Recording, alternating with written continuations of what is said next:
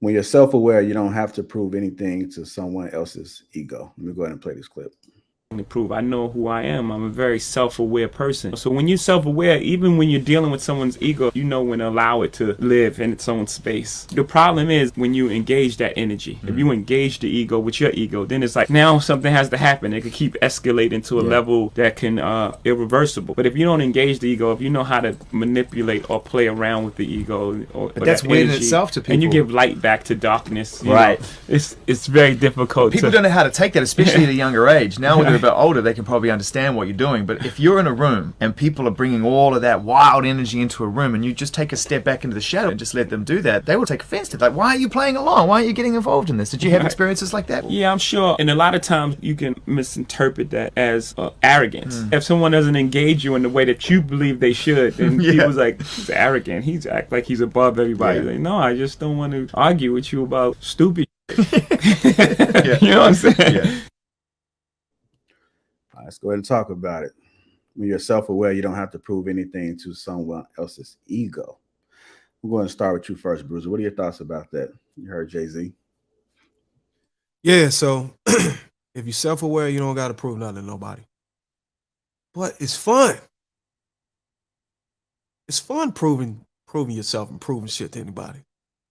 I get a kick out of it all the time. So I invite the contests on the things I say, or I invite people to try to challenge me to live up to whatever I say or whatever I am or whatever I support or whatever I promote. What, I can understand why he opt to not want to get into it. I mean, look at him. Look at his body of work. Look at his achievement. Look at the things he's done. He don't necessarily have to do that. But if you're someone like myself that's trying to become a pillar, in this space or any space, you want to be able to have the conversation. You want to be able to invite the challenge. You want to be able to show that you can overcome them. So, in that, regard, I embrace it. I like whenever somebody's ego is going, I'll challenge it. And if they challenge me, I'm ready for it. Okay. All right, I'm going to go to you, Eric. What are your thoughts about it?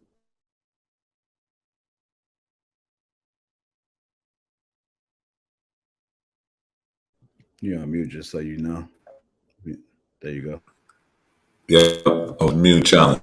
For me, man, the thing about it is this. That was a thing for me back in the day, right? Coming up. So I agree with what Bruce was saying to a certain extent, but there comes a time, man, where you just don't want to waste your time proving yourself to anybody. And I think sometimes when you're working so hard to prove yourself to someone, you may not even know what you're trying to even prove yourself. So self-awareness gets you to the point whereas I don't need nobody to understand me. I am who I am, and you need to accept me as I am, right? And that's what it is, because a lot of anxiety, crazy stuff happens, within yourself and within all your environments and everybody you're around when you're trying so hard to prove a point or show that you're right. And sometimes it's just not worth it. You know what I mean? It's not worth the effort. It's not worth the brain power. And just like Jay-Z said, it's just not worth that exchange of energy. And really, quite frankly, I ain't got time for it. All right. Brother Hank, what are your thoughts about it? When you're self-aware, you don't have to prove anything to someone else's ego. Yeah. Let me say this. It's just unfortunate as our people. We do this shit a lot. You know what I'm saying? We do this a lot with each other, and it's just unfortunate that we do it to each other, to the women that we deal that we come into contact with at times. But I think, like you said, as you get more mature and older, and you learn and you realize it's no need to doing that no more. It's like you said, like my man Eric said, it gets old. It really does. So I try to encourage my son, don't fall into that trap. I did that. I did that same thing, trying to do that, try to prove myself to, when we, like I said, playing the pickup game, going to the malls or the skating ring or whatever, trying to get girls, trying to prove ourselves who's going to get the most numbers. That was us. You know what I'm saying? Trying to prove ourselves like that way. So it's not worth it in the long run. It's not. Only person I got to prove something else is myself. And as long as I challenge myself every day to get better, be the best version of Hank, I'm good. All right. I'm going to Humble Dad. You ready? All right. Yeah, I was just trying to do like Trigger Mike. I was trying to write down my thoughts. Setting the trend, Trigger Mike. Setting the trend. Yeah. Shout out to Trigger Mike, writing the notes down. Yeah, I take a different spin. Yeah, for sure. I take a different approach.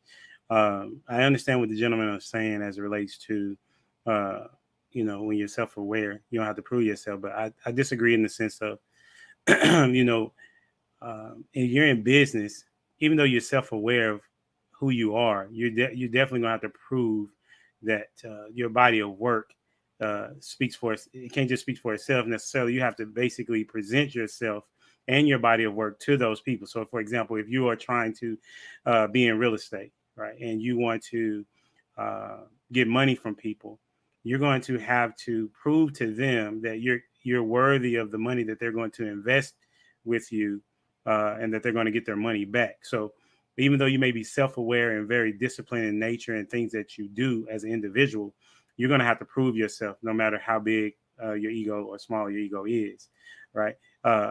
Now, if you're referring to a situation where somebody's trying to prove dominance, then that's a different particular perspective.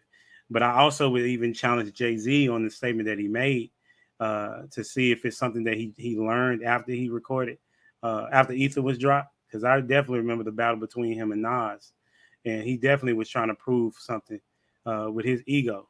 You know what I'm saying? He lost that battle, in my opinion. But nevertheless, I think that being self-aware, you're still going to have to prove yourself to people no matter what.